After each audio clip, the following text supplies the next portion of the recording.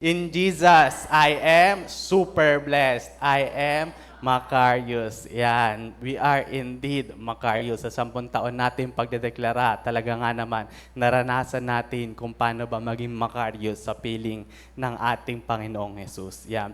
At ang pag-aaralan po natin ngayon is entitled Choosing Between Right and Wrong. Yan. Pipili tayo kung ano ba ang tama at mali.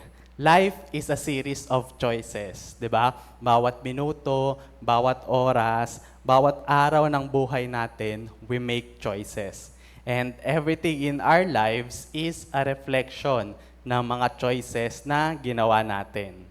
Araw-araw, we make a lot of decisions from simple thoughts sa mga simpleng bagay. Babangon na ba o hindi pa? Kape ba o gatas o Milo ba ang titimplahin ko, di ba? Mag-aalmusal ba ako o isasabay ko na sa tanghalian? Diba? Isa sa mga pinakamahirap na desisyon sa araw-araw, ano kayang uulamin namin mamaya?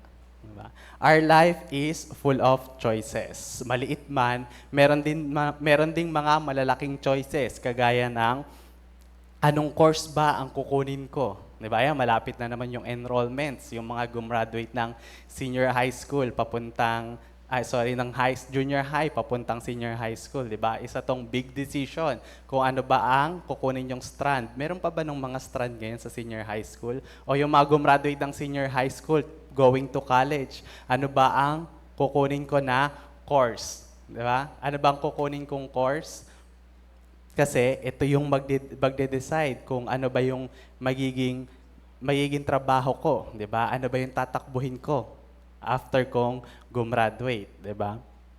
So, some are life-altering, some have long-lasting impacts. Pero nonetheless, araw-araw ay marami tayong desisyon sa buhay, yung iba man maliit, yung iba ay malaki. And these choices play a big role sa ating buhay, sa ating future, sa mga relationships na mabubuo natin, at sa ating magiging character, especially sa ating spiritual character. Okay? Ang mga choices na ito, maliit na bagay man kung iisipin natin, pero kung titignan nating maigi, itong mga choices ito ay pwedeng i-define kung sino ka sa future. Halimbawa, you always make the choice to wake up late every morning.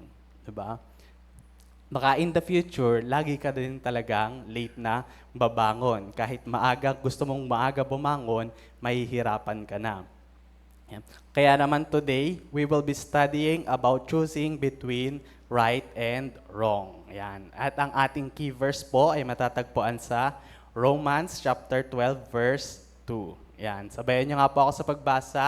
Do not conform to the pattern of this world, but be transformed by the renewing of your mind.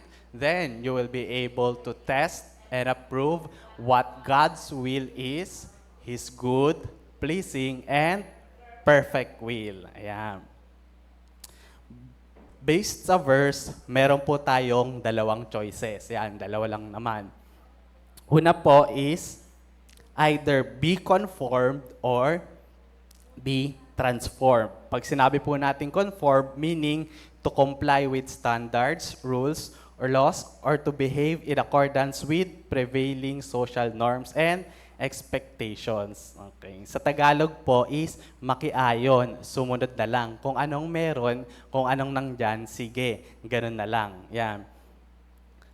Actually, hindi naman mahirap pumili. Alam niyo po kung bakit? Kasi binigay naman na sa atin yung sagot, 'di ba? Sabi sa verse, sabi sa conform, do not.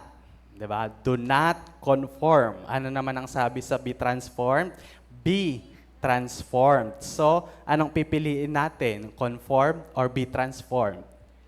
Be transformed. Ayan, meron ng green na check. Ayan. At kapag po sinabi nating transform, ayan, for context po dito sa Romans chapter 12 verse 2, in Greek, it means metamorpho. Sabihin nga po natin metamorpho. Ayan, parang metamorphosis. At ang ibig sabihin po nito is change from the inside and out. Pagbabago mula sa loob papalabas. Yan. In the question of choosing between right and wrong, sa totoo lang, madali lang naman pumili. Bakit po? Kasi alam naman natin kung ano yung tama at kung ano ang dapat piliin. Yan. Sample po. Ayan, ano pipiliin natin? Ano po pipiliin natin? Right or wrong? Yan. Sasagot po tayo. Yan. Ano po pipiliin natin? Right or wrong? Good or bad? Conform or transform? Yan. Simplihin natin. Magja-church o matutulog?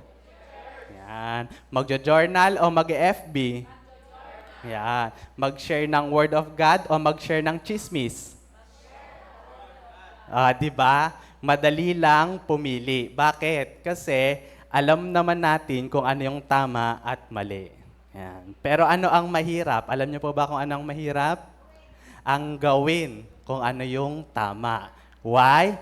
Bakit? Kasi ito po ang reality. The reality is this. Mas madaling gawin ang mali. Or let me rephrase that. Mas madaling hindi gawin ang tama. Yan. Balikan natin. Anong mas madali? Mag-church o matulog? Yung mas madali, yung totoo. Mas madaling matulog, di ba? Ano mas madali? Mag-journal o mag-FB? Mag-FB kasi pag journal, babasahin mo pa, iintindihin mo. Sa FB, kahit di mo naintindihan, dahil maraming haha, naghaha ka na lang din. Di ba? O kaya, nilike mo na lang, nilagpasan mo na. Yan. Mas madaling hindi na lang gawin yung alam nating tama kasi nga, mag-e-effort pa tayo. Di ba? Kailangan pa nating gawin. Sanay tayo na hindi tayo sanay na lagi itong ginagawa. Kasi nga, hindi naman nakasanayan. Okay? Or i-phrase natin, sanay tayo na hindi ito ginagawa kasi hindi naman talaga nakasanayan. Yan. Mas madaling umayon na lang sa agos, 'di ba? Kaysa lalangoy ka, 'di ba? Lalangoy ka pasalungat dito. Pero mga kapatid, here is a warning. Yan. Konting warning lang mga kapatid. Huwag kang magpakomportableng sumabay sa agos. Yan. Bakit? Kasi mamaya, yung daloy pala ng tubig na sinasabayan mo, papunta pala sa talon or waterfalls. Diba? Alam niyo po yung waterfalls? Diba yung iba ang taas-taas ng waterfalls. Diba? Kung prenteng-prente ka, diba? Nakasakay ka sa bangka mo. Diba? Prenteng-prente ka, relax na relax ka pa kasi tuloy-tuloy lang yung alon. Nakikita mo yung iba sumasagwan na pakaliwa, yung iba sumasagwan na pakanan, yung iba umaahon na ikaw, tuloy-tuloy pa rin sa agos. Hindi mo napansin, meron palang talon, may falls pala, malalaglag ka pala sa bandang dulo. Yan. At kapag huli mo na ito na-realize, maybe it's too late na para makaalis ka. Diba? Kahit todo sagwan ka pa, kung malapit ka na talagang mahulog sa talon, baka hindi ka na makaalis at mahulog na ng tuluyan. And worse, pag nahulog ka, hindi ka na makaahon pang muli. So ayaw po natin yon. Another warning is, be mindful sa mga choices natin. Kasi ang mga choices natin, kung ang mga choices natin ay puro makamundo, nagre-reflect din dito kung kanino ba tayo. Kanino ba talaga tayo sumusunod? 1 John chapter 2 verses 15 to 16 says, "Do not love the world or anything in the world." Yan. If anyone loves the world, love for the Father is not in them. For everything in the world, the lust of the flesh, the lust of the eyes, and the pride of life comes not from the Father, but from the world. Yan. Baka mag-ingat po tayo. Baka kakaayon natin si mundo, nawawala na rin ang ating posisyon. Hindi na pala yung tatay natin sa langit ang sinusunod natin. Di ba? Ang sinusunod natin ay yung mundo. So, maging maingat. Again, the two main choices here in Romans chapter 12 verse 2 is to either conform or be transformed. At ano ang pipiliin natin? Be transformed. Yan. And again, kapag po sinabi nating transform, in this context, it means metamorpho. At ang ibig sabihin po nito is change from the inside and out. Yan. from the word metamorphosis, di ba? Naituro sa atin to nung elementary. Naituro to, refresh lang natin, di ba? Naituro sa atin to sa elementary sa science. Example na lang dito para maalala natin yung butterfly, 'di ba? Yung paru-paro. Nag-undergo siya ng physical changes from egg to larva to pupa and to adult. Yung pagiging butterfly niya. Yan, mula sa isang hamak na itlog, naging caterpillar into a beautiful and majestic butterfly. Di ba? Ang ganda. Parang ikaw, mula sa isang makasalanan, patungo sa isang anak ng Diyos na may ugaling makalangit na kaakit-akit. Amen? Amen. Sige po, palakpakan po natin ang Diyos. Amen. And it is important to note na ang transformation po na ito ay isang proseso. Sabihin nga po natin, proseso.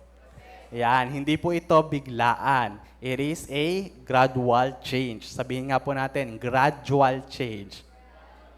Yan, pag sinabing gradual ay unti-unti. Yan. Lagi nating sinasabi, di ba, hindi porket tinanggap mo si Jesus bilang Panginoon at tagapagligtas, hindi porket na born again ka na, ay mababago na agad ang ugali mo. Okay. Meron pong instant na nabago. 'Di ba? Ano po 'yon? Yung ating spirit, naging born again spirit. Pero sa atin, sa ating pag-uugali, wala pong kaagad na nabago. Meron po ba dito na nung na-born again, nabago na kaagad as in 180 degrees, 'di ba? Kung ano yung dati niyang ginagawa na hindi maganda, totally nawala agad the moment na na-born again siya. Meron po ba? Wala naman po, 'di ba? Pero ang tanong, simula nang ma-born again ka, meron na bang nabago sa iyo? Amen, di ba? Meron na, sigurado meron na, di ba? Di man kasing ganong karami ng katabi mo, di ba? Kasi yung iba mabilis magbago, yung iba mabagal, pero itong sigurado.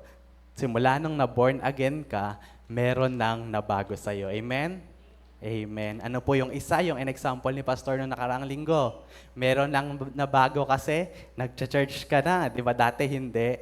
O, meron na agad. Meron na kayong maililista. Kapag tinanong ka, church ka pa, may nabago na ba sa'yo? Meron na. Nagsisimba na ako tuwing linggo. Amen? Amen. Yeah. So, baka ikaw, hindi mo lang napapansin, pero sila nakikita na. So, huwag kang mainip. Amen? Sabihin sa katabi, huwag kang mainip. Ayan. Tandaan nyo, mga kapatid, hanggat nandito ka sa mundong ibabaw, hanggat nandito ka humihinga, hindi pa tapos ang Diyos sa iyo. Amen? Amen. Sabihin sa katabi, hindi pa tapos ang Diyos sa iyo. Ayan. Again, gradual. Unti-unti. Ayan. Unti-unti tayo nagtatransform, binabago towards the very image of Christ. This process is called sanctification. It is a big word and isa po ito currently sa pinag-aaralan namin sa Master Teacher Bible School, di ba? Paanyaya po ni Pastor, di ba? Kung gusto nyo pong makisit in para makita kung ano yung mga pinag-aaralan namin, pwede po kayong makisit in after ng service, pero limited slots lang po. Yeah. Kung gusto niyo pong makita or mapakinggan kung ano yung mga pinag-aaralan sa The Master Teacher Bible School, pwede po tayong makisit in. Pero again, limited slots lang po. And kung gusto niyo naman pong itanong, yan, maybe one of these days, pwede niyo tanongin yung mga care leaders natin. Kasi yun naman po yung purpose ng Master Teacher Bible School, to raise yung mga leaders. Yeah. Every session po, may mga pinipirmahan kami doon, di ba? Na ang handouts namin ay 100% transferable. Pwede po naming i-transfer sa inyo. Pero kailangan muna naming ituro sa inyo bago namin i-transfer sa inyo yung mga handouts namin. Yan. So, kung gusto niyo pong itanong, yan, tanongin niyo po yung mga leaders natin kung ano yung napag-aaralan namin every Sunday after service. Yan. Kaya ayan, challenge sa mga leaders. Kailangan pala makinig ako mabuti kay pastor kasi baka tanongin ako ng mga care group members ko. Yan. So, ayan. Again, the process is called sanctification. Yan, hindi ito instant, di ba? Ito ay mahabang proseso kung saan ang isang anak ng Diyos ay unti-unting binabago from glory to glory, yan, to the very image of Christ. And that is the goal. Yan, Christ likeness. This process is called sanctification. Yan. So sa paanong paraan, balikan natin yung Romans chapter 12 verse 2. Do not conform to the pattern of this world, but be transformed. Paano daw? By the renewing of your mind. Then you will be able to test and approve what God's will is. His good, pleasing, and perfect will. Oh. So, yan pala. So, today, we will talk about ways to choose rightly. Yan. Dalawa lang po ito. Mabilis lang po. Yan. Kasi, alam naman natin talaga kung ano yung pipiliin. Di ba? Kailangan nating alamin kung paano. So, number one, unang-una sa lahat. Number one is, read God's Word regularly. Yan.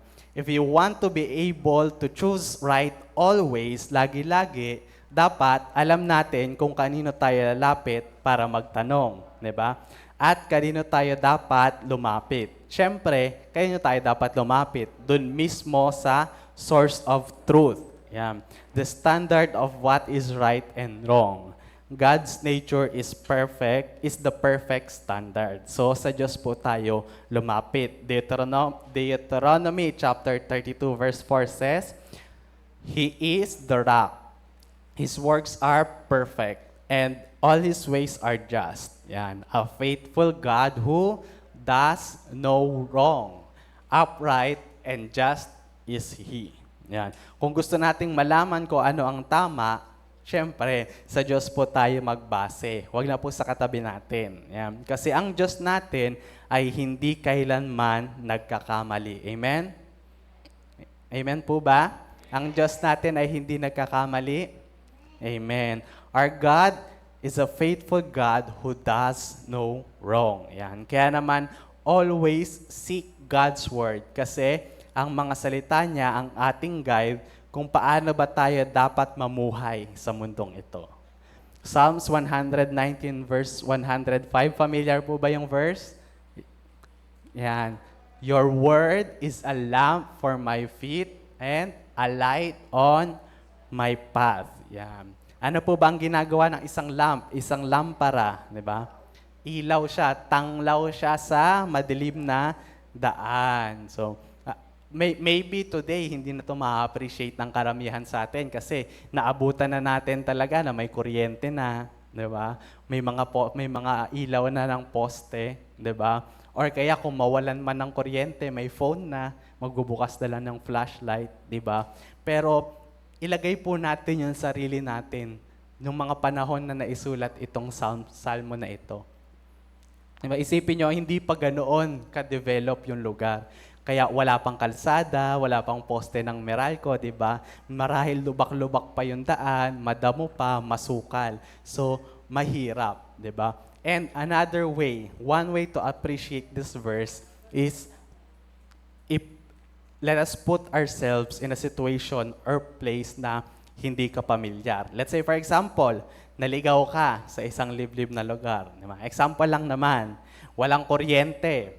Hindi ka pamilyar sa lugar. Kasi kung dito lang, kahit walang kuryente, kabisado mo kung ilang hakbang, kailan liliko pa kaliwa, kailan liliko pa kanan. Pero kung naligaw ka sa isang liblib na lugar, walang kuryente, hindi ka pamilyar, you will need all the light that you can get. Diba? Lalo na kung hindi pa develop yung lugar, diba? Walang maayos na kalsada. Naku, bako, baka matisod ka pa. No, kaya may matalim na bato, may bubog, o kaya may sukal, merong may sanga ng bonggambilya. Ako, masakit yun pag natapakan natin. O kaya mabato yung daan. Okay? Pero let's do it as a life example.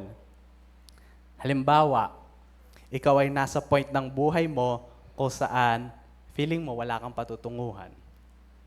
Sobrang hirap, wala kang malapitan, walang maasahan, wala kang liwanag na matatanaw. Diba? Mga kapatid, hindi mo kailangan ng malamlam na ilaw. Ang kailangan mo ay ang tunay na liwanag para makaalis ka sa kadiliman na kinalalagyan mo. Kailangan mo ng liwanag ng salita ng Diyos. Diba? What we need is a lamp for our feet and a light to our path para alam natin kung saan tayo dapat dumiretso. Diba? Walang iba kung hindi ang salita ng Diyos. Amen po ba? Amen. Lahat ng bagay na pagdadaanan mo, ayan, take note nyo po ito, lahat ng problemang kakaharapin mo, may katumbas na payo, may katumbas na sagot ang Diyos sa iyo. Ayan. Paano mo malalaman? Hindi niya ibubulong sa iyo. Diba? Pag tinanong mo, Lord, ano bang sagot? Hindi niya ibubulong sa iyo. Diba? Basahin mo ang kanyang mga salita. Basahin mo ang Biblia. Amen? Amen. Yan. Lahat ng kasagutan ay nandyan. Kaya naman mga kapatid, make time to read the Word of God. Sabihin nyo nga po, make time. Yan, make time. Para anumang hamon sa buhay, anumang sitwasyon ng ating kalagyan, may liwanag tayo. Mayroon tayong liwanag at may sagot na magagamit para magpatuloy sa paglakad kasama ang ating Diyos na buhay. Amen? Amen. Kailangan para tayong Boy Scout, di ba? Laging handa. Huwag na nating hintayin pa dumating tayo sa point na hindi na natin alam yung gagawin. Wala na tayong malapitan bago tayo lumapit sa Diyos. Bago tayo magbasa ng Biblia. Di ba? Ayun kasi yung nakakalungkot. Lalapit lang sa Diyos kapag ka wala na. Di ba? Kapag ka hindi na alam ang gagawin. Pero in the first place, pwede ka namang lumapit sa Kanya. Simula pa lang na maranasan mo yung problema mo o dumating kung ano man yung pinagdaraanan mo, lumapit ka na sa Kanya. Ganon din naman. Kung lumapit ka sa Kanya ngayon at lumapit ka pag walang-wala ka na, ganun pa rin ang sagot ng Diyos sa iyo. Bakit? Kasi ang Diyos natin ay tapat. Amen? Siya'y laging sapat, hindi nagpapabaya. Amen? Amen. Hindi ka niya pababayaan, hindi ka niya iiwang kailanman. Amen? Amen. Kaya wag mo nang hintayin na umabot ka doon sa end point bago tayo lumapit sa Diyos. Amen? Lumapit na tayo araw-araw sa ating Diyos na buhay. Amen? Amen. At wag mo na rin isipin na, ay makasalanan ako eh. Ayoko muna mag-church, ayoko muna magbasa ng Bible, papakabait muna akong konti bago lumapit sa Diyos.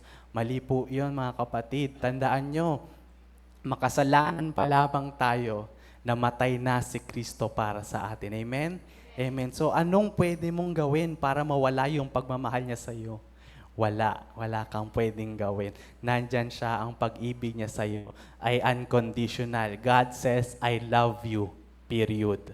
Wala siyang sinabing, I love you dahil nag-church ka. I love you dahil 3 beses ka nag-church. Takatatlo ka lang, pero I love you pa rin. Walang ganon. Sabi niya, I love you, period. Hindi ka man nag-church, mahal ka ng Diyos. Diba?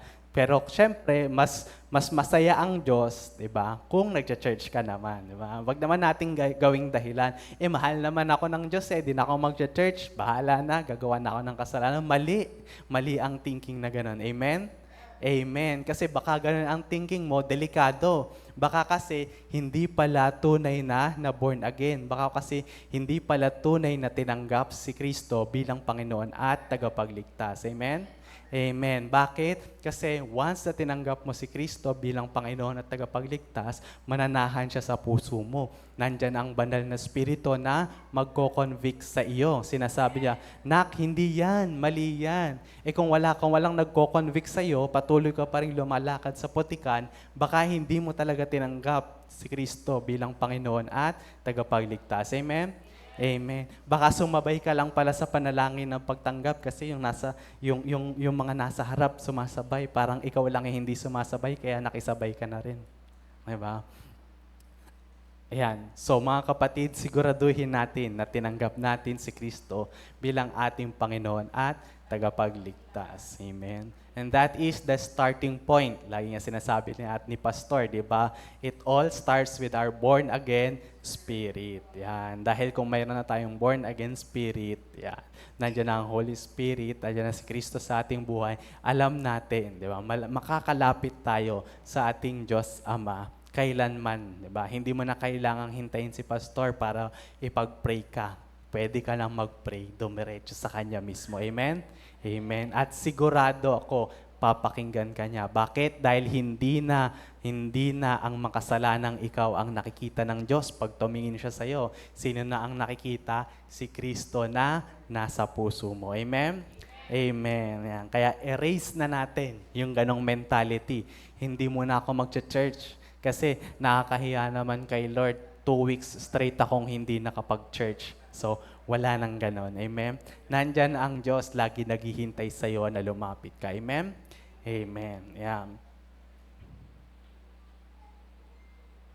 Amen. Kaya, ngayon na okay ka, wag na nating hintayin, 'di ba? Na dumating tayo sa endpoint. Ngayon na okay ka, magbasa ka pa rin ng Biblia para pag may dumating na bagong pagsubok, alam mo na agad ang gagawin mo. Bakit? Kasi nga nabasa mo na 'di ba? Nasabi na sa'yo ng Diyos kung ano ang dapat mong gawin. Amen.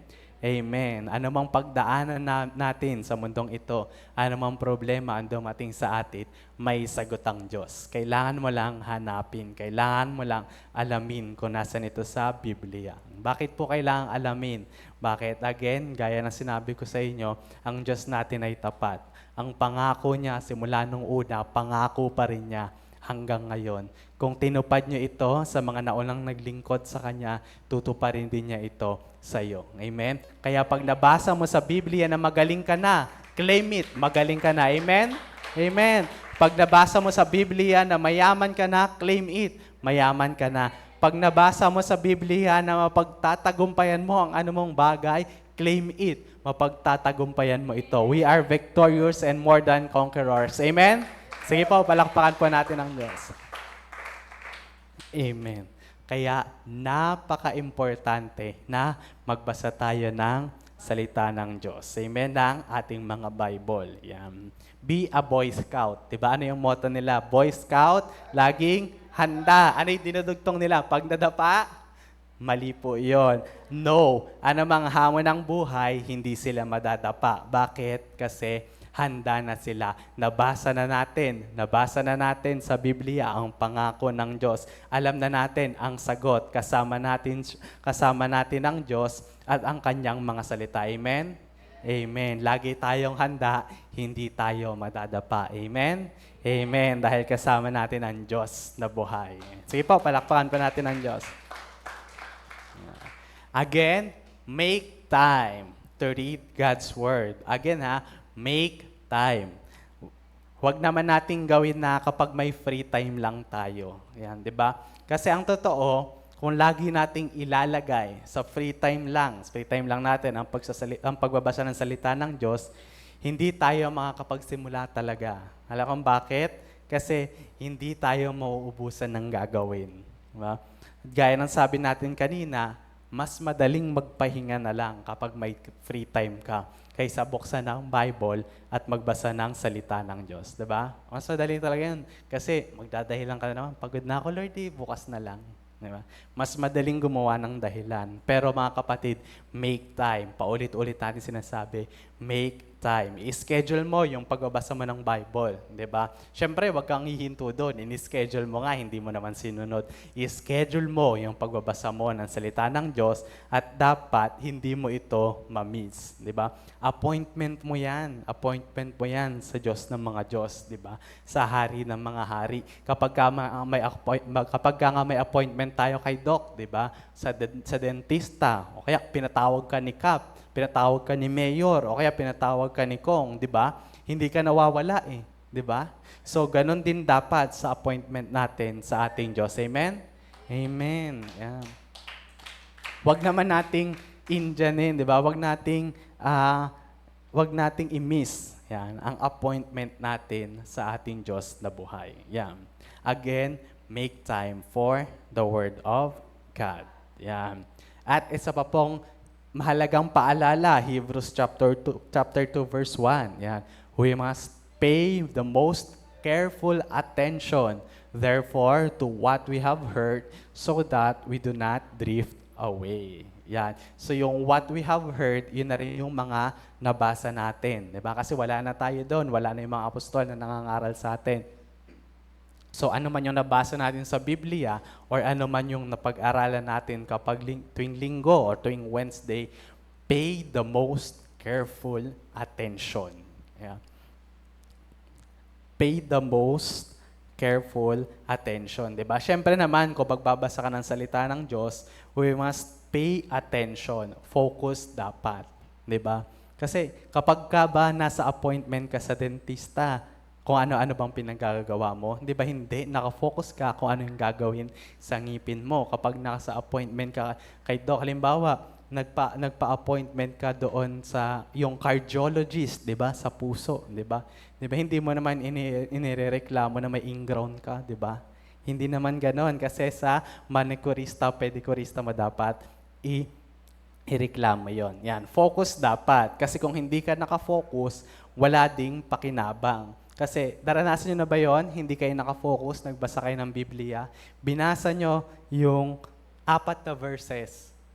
Pero wala ka namang naintindihan. So anong gagawin mo? Babasahin mo ulit, focus ka sa unang 3 salita, tapos mag-drift away ka. Ang layo mo na, wala ka ring naintindihan. Di ba? Dumaan lang sa mata mo.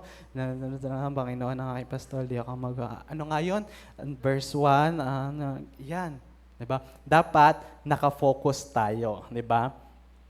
Kasi wala ding pakinabang, kaya nga we highly recommend, 'di ba? Na dapat ang Biblia natin ay physical na Biblia. Bakit? Kasi sabi nila, meron naman akong Bible nasa phone, 'di ba? Mahirap po 'yon. Bakit? Kasi ang daming distractions, 'di ba? Sa pag-open mo pa lang ng phone dahil ang dalang mong binubuksan yung Bible app mo, 'di ba? Yung daliri mo kung saan na napupunta, 'di ba? Totoo naman 'yun, 'di ba? Kung ano yung lagi mong binubuksan, default na 'yon. Pag unlock mo ng phone mo, doon pupunta yung daliri mo, 'di ba? Pag sabi mo, bakit pa nasa Facebook ako? May gagawin ako 'di ba? Nakalimutan mo na kung ano yung gagawin mo kasi wala na, unconscious mo na ginagawa. Pag unlock ng phone, kahit sabi mo Bible yung bubuksan mo, pag unlock mo ng phone, yung daliri mo, yun napindot yung kulay blue na letter F, hindi yung Bible, 'di ba? Or na-open mo nga, ang dami namang distractions, 'di ba?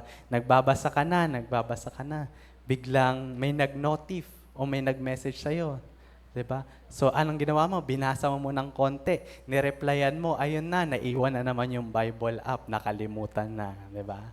So again, focus. Wala na, sayang kasi walang pakinabang kung hindi tayo nakafocus. Amen? Amen. We must be like the Bereans. Kilala niyo po ba yung mga Bereans? Yan, sa Acts chapter 17 verse 11, sabi po dito, sabayan niyo nga po ako, now, the Berean Jews were of more noble character than those in Thessalonica, for they received the message with great eagerness and examined the scripture every day to see if what Paul said was true. Ayan, tingnan mo, sobrang eager sila na tanggapin yung salita ng Diyos kapag nag-aaral. Excited, naka-ready ang ballpen, naka-ready ang notebook. Pagka may binigay na verse, sulat. Diba? Hindi lang nila basta sinusulat yung verse. Nagsusulat pa sila kung ano ba yung content ng verse. Diba? Sabi doon, sabi sa verse, I can do all things through Christ which strengthens me. Sinusulat pa nila talaga, all things.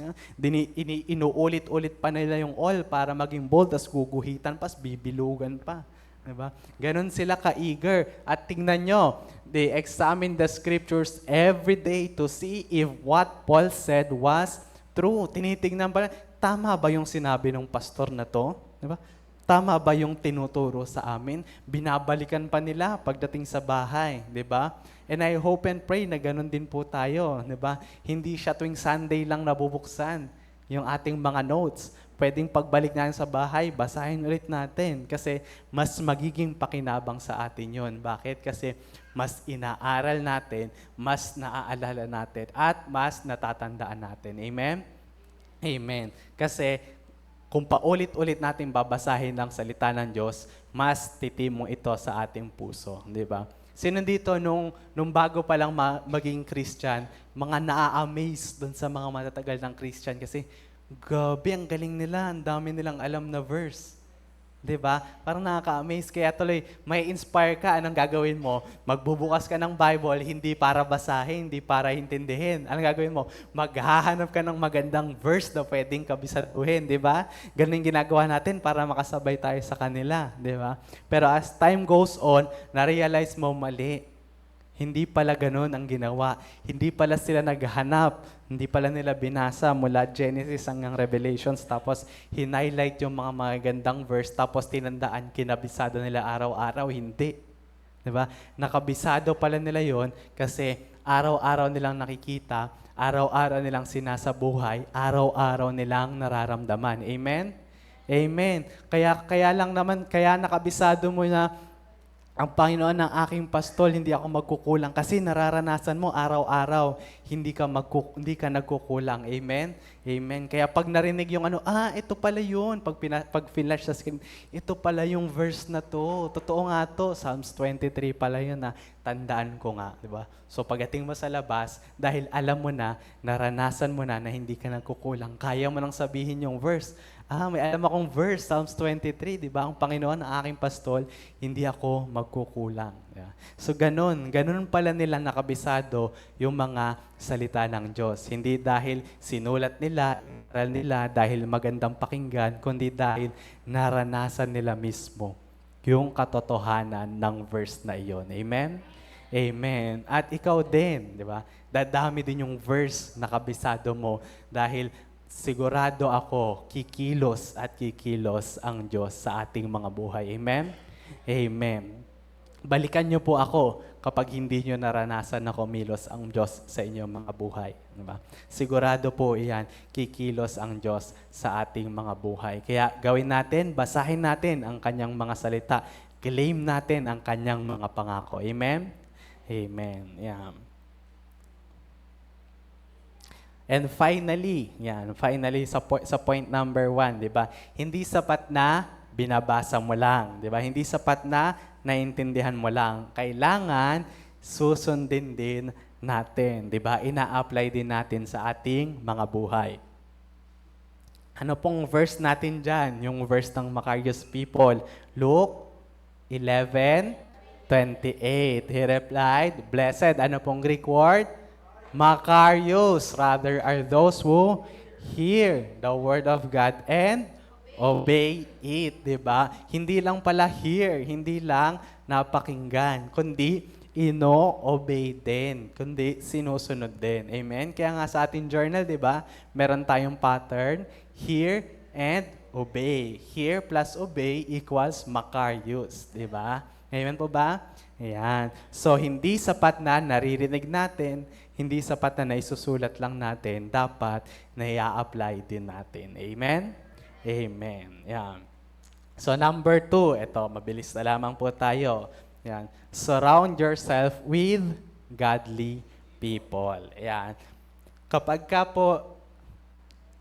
po naririnig ko to or pumapasok sa isip ko na gawing pointers, ang surround yourself with godly people, ito po yung number 1 verse na pumapasok sa isip ko. Proverbs 27 verse 17. Yan. As iron sharpens iron, so one person sharpens another. Yan, 'di ba? So iron sharpens iron. Another person, tandaan mo, person daw, hindi po plastic. 'Di ba? Dapat totoong tao. Para ma-sharpen ka, kailangan totoong tao, yung mga nakapaligid sa iyo. So, why surround yourself with godly people? Yan, meron pong 4. Bigay ko lang po ng mabilis. Una po is spiritual growth and wisdom. Yan. Proverbs 13 verse 20 says, yan, babasa po tayo ng mga Proverbs. Yan. Walk with the wise and become wise, for companion of fools suffers harm. Yan. Ang pag-associate po natin sa mga wise, take note, hindi lang wise wise and godly people encourages you to grow closer to God and make better life choices. Bakit po? Kasi kung wise ang kasama mo, mapupulot mo rin, di ba? Mapupulot mo rin yung mga wise decision na ginagawa niya sa buhay, di ba? Kaya nga, walk with the wise and become wise, di ba? So, kung napaliligiran mo ang sarili mo ng mga wise and godly people, 'di ba? Madali na lang sa atin pumili between right and wrong. Bakit? Kasi kung wise 'yan and godly 'yan, lagi nating makikita yung mga choices niya nandoon sa right side. Amen? Bakit? Kasi guided sila by the principles of the Bible. Kasi kung wise yan and godly yan, hindi siya papayag na hindi siya nagbabasa ng salita. Amen? Kasi kung wise yan at godly yan, hindi siya papayag na hindi niya nakakausap ang Diyos sa bawat araw. Amen? Amen. Kaya kung wise ka at godly ka, hindi ka rin papayag na hindi ka magbabasa ng salita ng Diyos. Amen? Kaya kung wise ka at godly ka, hindi ka rin papayag na sa isang araw, hindi mo makakatagpo ang ating Diyos na buhay. Amen? Amen. Sige, papalakpakan po natin ang Diyos. Amen. So, surround ourselves with godly people para makakuha tayo ng spiritual growth and wisdom. Amen. O, number 2. Ayan. Why surround ourselves with godly people? Because they bring, una, spiritual growth and wisdom. Number 2, influence and accountability. Ayan. Dalawang word po yan. Influence at accountability. Di ba? Sa mundo po natin ngayon, hindi na lang sa mundo, sa panahon natin ngayon, ang dami ng mga influencers, di ba? Usong-uso ngayon yung mga vloggers, yung mga influencers, kung ano yung ginagawa nila, talagang ginagaya ng iba. Pero nag-i-influence sila, wala yung second the word, yung accountability. 'Di ba? Bahala ka kung sumunod ka sa mga ginagawa namin. Kumikita na kami sa vlogs namin 'di ba? Kung sumunod ka man, dapat alam mo na kung ano yung dapat mong gawin. Alam mo na kung ano yung dapat mong gayahin. Alam mo na kung ano yung dapat hindi. Amen? Amen. Hindi naman po natin nila lahat kasi totoo naman marami pong mga influencers na maganda ang naitutulot sa atin, 'di ba? So, kaya again, surround natin yung sarili natin ng godly people, mga godly influencers. Kasi kung godly yung influencers, yung mga influencers na pina-follow natin, may influence ka niya to make the good decision, di ba? The right decisions, di ba? Kung makikita mo, may influence ka niya doon again sa right side ng decision. Amen? Hindi tayo doon sa wrong side. Yeah. Take note of the word accountability. Yan. Godly friends help you to stay accountable and offer engagement. Diba? Hindi lang sila basta accountable sa'yo, pina-follow up ka pa nila. Diba? Nanghingi ka ng advice. Paano ba gagawin ko? Nahihirapan na ako. Ganto. Sabi ng Bible. Diba? Tapos, wala ka nung Sunday, 'di ba? May chat na sa'yo, sister, brother, kamusta ka na? Na-miss ka namin nung Sunday, 'di ba? Kita ulit tayo sa Sunday. So ganyan. Mayroon pang engagement and bring you back to what matters when you are discouraged, 'di ba? Pag pinanghihinaan ka na ng loob, 'di ba? Kung godly people yung mga nakapaligid sa'yo, i-uplift ka niyan, 'di ba? Yung faith mo na nangihina, papalakasin nila yan. Amen? Amen. Proverbs chapter 12 verse 26 says, "The righteous choose their friends carefully, but the way of the wicked leads them astray." Yan. Kung righteous ka, pipili ka ng friends carefully. Yan. Kung righteous yung mga friends nyo, yan. Kung righteous and godly yung mga friends nyo, syempre naman, hindi ka niyan gagawing friends kung hindi niya nakita na pwede kang maging righteous and holy sa harap ng Diyos. Amen? Amen. Kaya ka nga nilapitan yan eh. Kaya ka nga sinimplihan yan ng habang nagkukwentuhan kayo. May mga ini-insert na word of God tuwing nagkukwentuhan kayo eh. Kaya nga sinisimplihan niya yan pagka may kausap siya iba, tas naririnig mo, pinaparinig sa'yo yung word of God eh, di ba? Kasi alam niya, natatanggap ka sa panawagan ng Diyos, natanggapin si Kristo bilang Panginoon at tagapagligtas at makasama siya sa paglilingkod sa gawain ng Diyos. Amen? Amen. Again, the righteous choose their friends carefully, but the way of the wicked leads them astray. Yan, baka astray po, hindi po ashtray. Astray, maligaw. Di ba? Baka mamaya, yun na. Makarating ka na doon sa pinag-uusapan natin kanina na lugar. Yung madilim at masukal, hindi mo alam kung saan dadaan at wala kang liwanag na makita. Again, surround yourself with godly people because they bring influence and accountability. Yan. Number 3, yan, importante po ito. Number 3, why should we surround ourselves with godly people? Number 1, sabayan niyo nga po, ano po ulit yung number 1? Spiritual growth and wisdom. Number 2, they bring influence and accountability. And number 3, they bring protection. Yan. The right company protects your calling and prevents you from being dragged down by negative influences. Yan. 1 Corinthians chapter 15 verse 33 says, do not be misled. Yan, huwag kayong ma-misled. Bad company corrupts good character. So, ayan, wag tayong mamislead. Bad company corrupts good character. Kahit gaano kakabuti, gaano kakabait, kung napaliligiran ka naman ng bad company, maa-adapt mo yung mga maling ginagawa nila. Kaya importante, isurround natin ang sarili natin ng godly people, good company. Siyempre, if bad company corrupts good character, good company brings good character din naman. Amen? Amen. Yan. So, number 4, ang panghuli. Yan. Why surround ourselves with godly people? Number 4, they bring correction. Yan. True friends, kung totoong kaibigan ka niya, di ba, ay iko-correct ka niya. Hindi ka kukonsintihin. Amen? Amen. Hindi ka niya kukonsintihin. I-rebuke ka niya pag alam na mali ang ginagawa mo. Kapag ka alam na medyo nalalayo ka na, tatapikin ka niyan. Brother, sister, dito tayo, lihis tayong konti. Medyo mali na yung daan natin. Amen? Ayan. Proverbs 27 verse 6 says, wounds from a friend can be trusted, but an enemy multiplies kisses. Yan. Okay lang na masaktan ka, 'di ba? Temporarily. Kung feeling mo man kumokontra siya sa iyo, pero itinatama ka lang, okay lang 'yon. Okay lang yung ganong wounds from a friend. Bakit? Kasi ayaw ka lang niya na mapunta pa sa hindi magandang bagay. Kaysa naman yung friend mo na, oh, okay yan.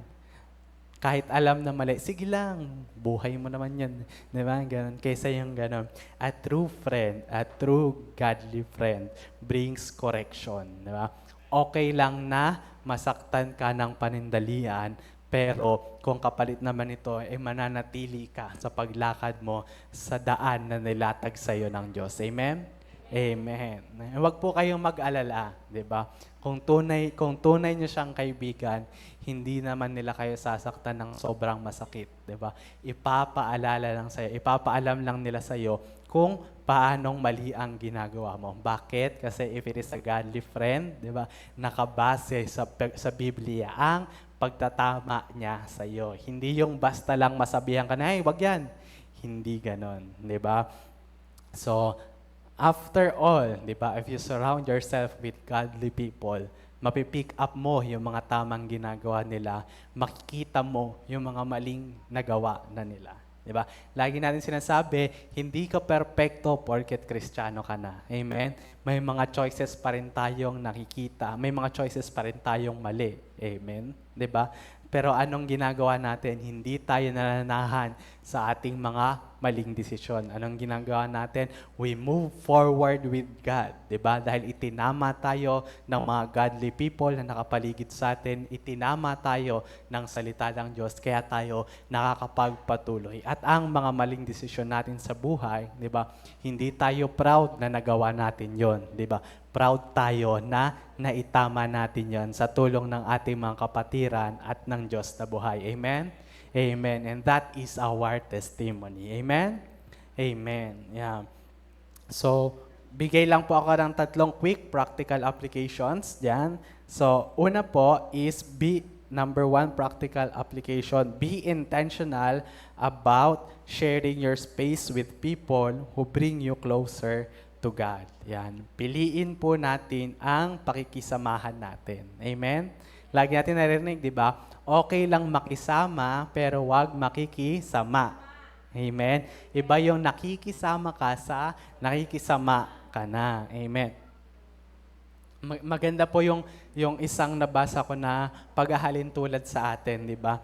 Tayo daw po ay thermostat, hindi tayo thermometer. Di ba? Alam niyo po yung thermometer, kapag tinapat niya sa'yo, pag mainit, mainit. Pag malamig, bababa. Di ba? Hindi daw po tayo dapat maging thermometer na kapag dito tayo nakasama sa mga group of friends na ito, ay ganito tayo. Diba?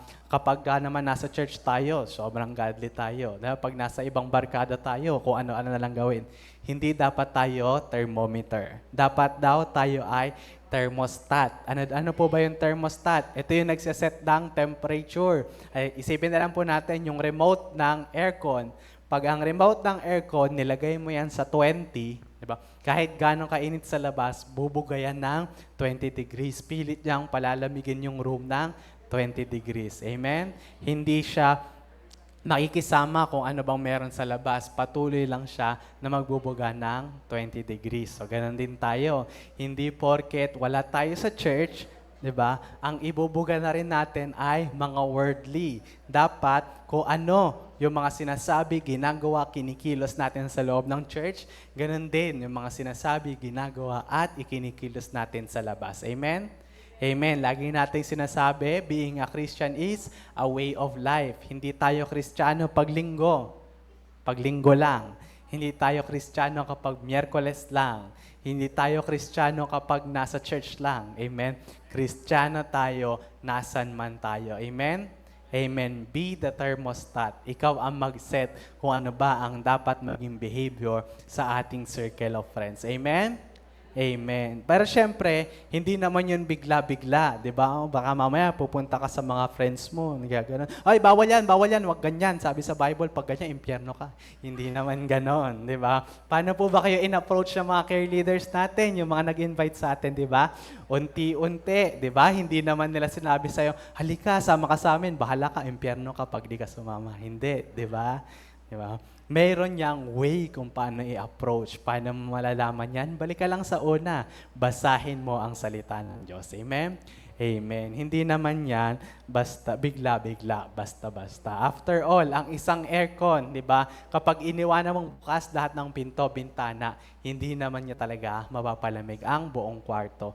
Pero kahit anong mangyari, yung ibubuga niya na temperature is kung ano lang yung sinet mo. So, sino man ang nakapaligid sa atin, dapat ang conviction natin, ang character natin, is kung ano ba ang dapat na character ng isang anak ng Diyos. Amen? Amen. Sige po, palakpakan pa natin ng Diyos. Yan. Amen. Next po, number 2, life application. Yan. Seek mentors and friends who are actively living a Christ-centered lifestyle. Yan, tandaan niyo po, seek mentors and friends. Importante po yan na hinahanap natin, pinipili natin yung pwede natin maging mentor or kaibigan. 'Di ba? So isang napakasimpleng bagay lang na gawin natin para mai-apply natin yan. Join a care group. Meron na po ba kayong care group? Amen, 'di ba? Join a care group kasi sa care group makikita mo yung mga kaibigan mo, yung mga leaders na magme-mentor sa iyo kung ano ba yung kailangan gawin. Again, hindi perpekto ang Kristiyano. Amen? Hindi porket Kristiyano ka, perpekto ka na. Kaya huwag kang tumingin sa Kristiyano. Huwag kang tumingin sa tao. Tumingin ka sa Kristo na unti-unti ring bumabago sa taong nakakasalamuha mo. Amen? Amen. Sige po, palakpakan po natin ang Diyos. Amen. Amen. Hallelujah. Diba? Kasi kung sa tao ka titingin, yung leader ko, hindi naman hindi naman 365 days. Binilang ko 350 days lang nag-journal eh. Hindi na lang ako mag-journal. Absent siya ng 5 days eh. Di ba? Hindi ganoon. Huwag ganoon. Amen. Sa Diyos tayo tumingin. Again, hindi porket Kristiyano ay perpekto. Amen. Unti-unti tayong binabago from glory to glory towards Christ-likeness. Amen? Amen. At isa pa, ang mga leaders po natin, ang mga mentors po natin, hindi sila kontrabida. Sabihin nyo nga, hindi kontrabida. Ayan. Ang number one reason kung bakit ayaw nating lumapit sa mga leaders natin kapag may problema tayo or pag may gusto tayong hingan ng advice kasi feeling natin kontrabida sila. Feeling natin kokontra sila. Bakit? Kasi katulad ng ginawa natin nung una, alam mo naman kung ano yung tama at mali. Diba? Kino-confirm mo lang, baka sakaling makalusot kay leader. Diba? Baka sakaling sabihin ni leader yung gusto kong madinig. Pero deep inside, alam mo naman kung ano yung dapat mong gawin. Diba?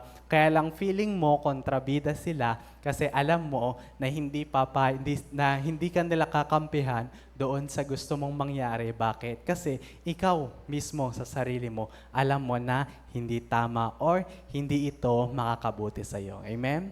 Amen. Again, ang ating mga leaders, pastors, hindi sila kontrabida. Amen? Gusto lang nila magpatuloy tayo sa paglalakad natin, sa path natin towards Christ-likeness. Amen? Hindi mo naman kasi naranasan, kaya hindi mo ko maintindihan. Mali. Amen? Maaring naranasan na nila, hindi nyo lang alam. Alam na nila yung kahihinatnan, kaya iniaalis ka nila sa masama mong patutunguhan. Amen? Or hindi man kailangan nagawa na nila, nakita na nila sa mga iba, sa dati, sa mga nauna, kung ano yung nangyari dun sa pinipilit mong gustong gawin. Kaya inililihis ka lang nila dun sa hindi magandang kararoonan. Amen? Amen. And number 3, limit time with those who constantly encourage ungodly behavior or attitudes. Yan, mag-cut, diba? Babawasan ng oras kasama yung mga tao na hindi naman maganda yung naidudulot sa atin. Amen. Lalo na kung naapektuhan na talaga yung paglilingkod mo, naapektuhan na yung mental health mo, lumayo ka na lang muna sa kanila. Amen. Limit mo yung time na kasama sila. Amen. Amen. Diba? I-limit lang natin. Wag naman natin totally i-cut kasi baka mamaya ikaw pala yung gagawing instrumento ng Diyos para makasama mo rin siya sa bahay-sambahan na to para tumanggap din sila kay Kristo bilang Panginoon at tagapagligtas. Amen? Amen. Yan. Lagi nating sinasabi, di ba? Kasi ginagawa ng karamihan, hindi porket ginagawa ng marami ay tama. Amen? Hindi porket ginagawa ng marami sa society natin, tama na. At hindi dahil tanggap na ng karamihan bilang norm o normal na sa society natin ay gagawin na rin natin. Again, hindi po tayo thermometer. Tayo po ay thermostat. Amen? Amen. Yan. So, balik lang po tayo sa Romans chapter 12 verse 2. Do not conform to the pattern of this world, but be transformed sa paanong paraan? By renewing of your mind. Then you will able to test and approve what God's will is. Ano daw yon? His good, pleasing, and perfect will. Kung na-transform tayo by renewing our mind, it gains ability to test, di ba? Test and approve kung ano ba ang gusto ng Diyos. What God's will is. It is good. It is beneficial para sa atin because it reflects His character. It is pleasing, katanggap-tanggap, acceptable. It brings delight, di ba, to both God and the believer. And it is perfect, di ba? It leads us towards spiritual maturity and completeness. After all, kapag ka-will ng Diyos, perfect yan palagi para sa iyo. Amen? Amen. So, paano ba natin pipiliin, 'di ba? Kung ano yung tama at mali. Bukod doon sa mga napag-aralan natin, isang importanteng gawin is magsimula, 'di ba? Marami sa atin marahil hindi alam kung paano magsisimula. Paano magsisimula kasi paano ba ako magsisimula kasi ang dami ko na nagawang maling desisyon, 'di ba? Ang dami ko na nagawa na hindi tama. Mga kapatid, kaya nung nabanggit namin sa huddle ng mga Young Pro last Sunday, yung panghuli doon sa life applications ng lesson ni Pastor, do not be discouraged. Hindi pa tapos ang Diyos sa iyo. Amen? Look back ka lang, di ba? Tignan mo lang yung mga nagawa mo sa buhay. Malayo ka pa, pero malayo ka na rin. Amen? Mas ma-appreciate mo kung gaano na ba kalayo yung nakarating mo, kung titignan mo kung paano ka ba dati, kung gaano ka ba dati. Diba? Pero again, look back, tignan mo lang, and do not dwell. Huwag mo namang panirahan, huwag ka doon tumira, huwag mo isa pamuhay yung mga mali mong nagawa. Diba? Tandaan mo, marami ka ng tamang desisyon sa buhay. Baka hindi mo lang ito napapansin. So anong kailangan natin gawin? Ito, marami ka nang naging magandang desisyon sa buhay. At isa sa mga pinakamagandang desisyon na ginawa mo ay tanggapin si Kristo bilang Panginoon at tagapagligtas. Amen? Amen. At kung hindi mo pa man natatanggap si Kristo ng lubusan bilang Panginoon at tagapagligtas, idagdag natin to sa mga madami na nating tamang desisyon na nagawa. Let us surrender our life to Jesus. Diba?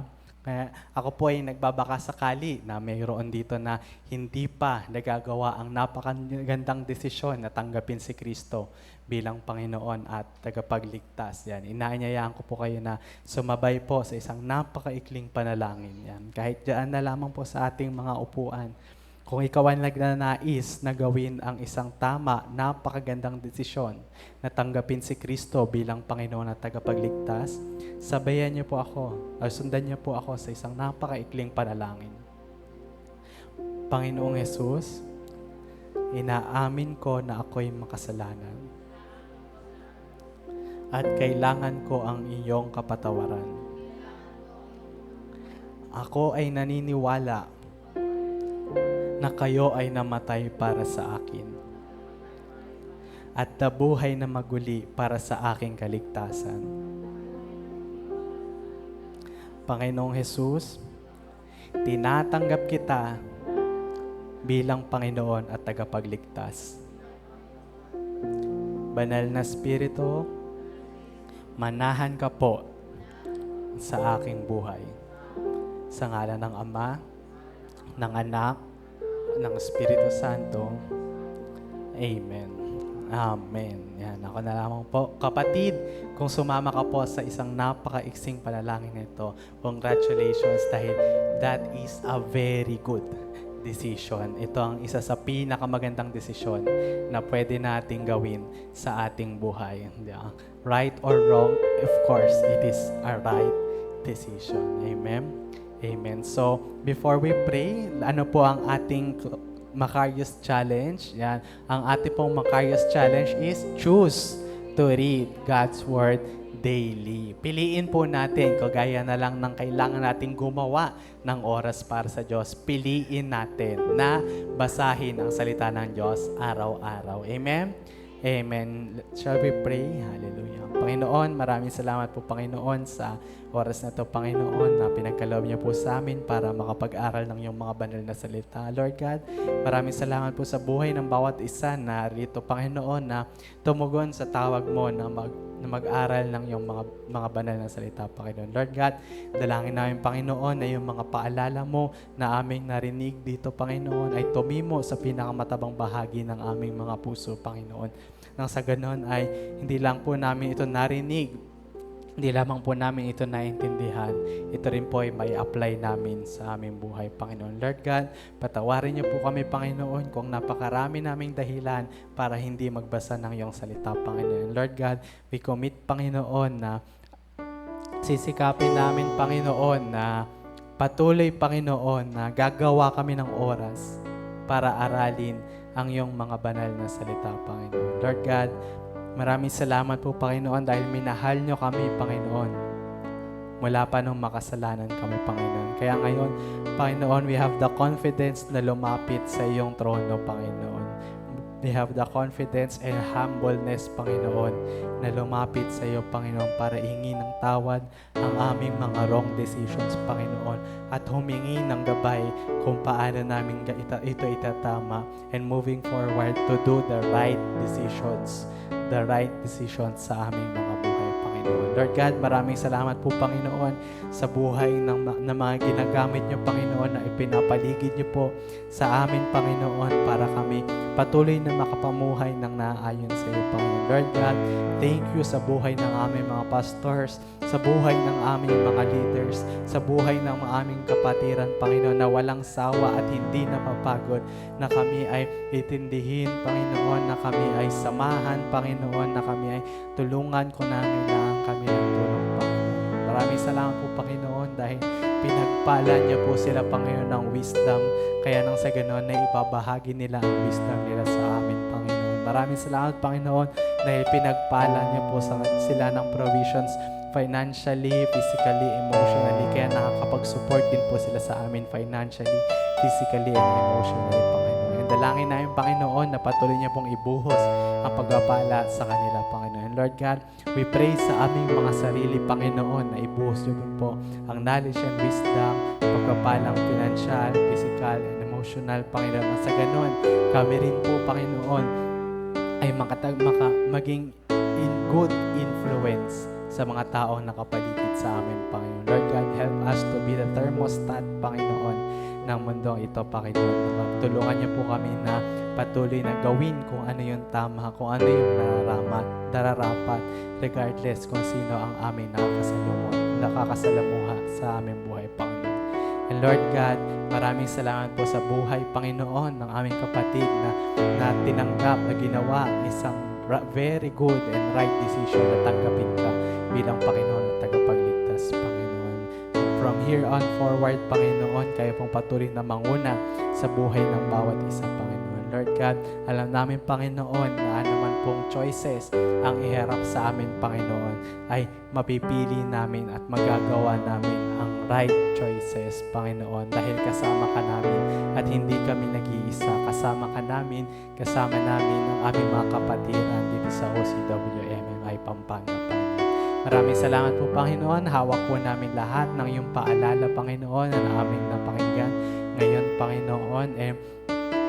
By the grace of God, makakayanan po namin itong i-apply sa aming araw-araw na pamumuhay. Hindi lamang po namin ito maririnig, amin din po itong susundin dahil we are a Macarius people. We are a Macarius child of God. Maraming salamat po, Panginoon. Sa iyo po namin binabalik ang pinakamataas na papuri, pasasalamat at pagsamba. In Jesus' name we pray. Amen and amen. Again, ano po ulit ang ating Macarius Challenge? Choose to read God's Word daily. Yan, piliin po natin. Again, wag po nating imimiss ang ating appointment sa ating Diyos na buhay. Stay super blessed in Christ. We are Macarius. To God be the glory.